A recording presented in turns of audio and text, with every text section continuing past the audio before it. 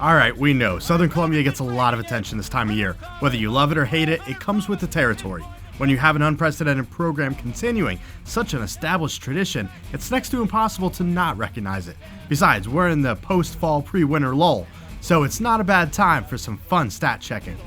All that said, the Tigers are putting on a historic offensive showing this season, and there are a few things to look into as they prepare for Friday's game with Ligonier Valley, with a chance to return to the Class AA state title game for the second straight year. Keep in mind, this was a year that many thought the Jim Roth-led Tigers would take a step back after graduating 25 seniors. First off, let's take a look at some of the comparisons between last year's state title winning team, one that many consider to be the best overall team in program history, and this year. Speaking hypothetically, if the 2016 Tigers reach the title game and keep pace with their current numbers, they would top the 2015 team in rushing yards, yards per carry, passing yards, total yards, turnovers, and points scored, and that's just on offense. On the defensive side, the 2016 squad is on pace for almost 600 less passing yards and 24 total points allowed. Not to mention, their unbelievable 33 scoreless quarters from last year could be topped by this year's current 31 mark with potentially 2 more weeks to go. And all that is just the start of the crazy numbers. Individually, sophomore Stone Hollenbach and freshmen Gage Garcia and Julian Fleming are on pace to write their names into SCA's single-season record books. Hollenbach's pace of 2,201 passing yards would give him the best single-season mark over Matt Caskey's set in 2000. Garcia's rushing pace would tie him for the 4th best season in school history, with Jerry Marks' 1986 season of 2,028 yards, and Fleming has not only already grabbed the best single-season receiving touchdown mark, but he's on pace for 15 total receiving touchdowns, which would already give him the school's career record. Don't worry, there's more in the trio of young guns.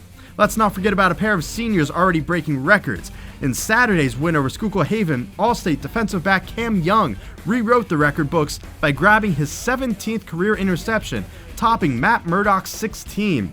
Despite his 5'7" frame, Coach Roth has stated on several occasions that Young is the best coverage corner that he has ever coached. Also, running back Hunter Thomas, despite not wearing black and gold during his freshman year, is set to have the 5th best rushing yard total and 4th best rushing touchdown total in program history, along with already holding the mark for career receiving yards for a running back. Now, back to the terrific trio of young stars. If we're looking at a dynasty similar to the Hynoski years when Southern won 5 straight state titles, and these 3 players play 16 games in each season they suit up, here are the projected career totals. Take your pick for the most impressive of the bunch. Against past Tigers, those numbers would shatter all of Southern's individual career numbers.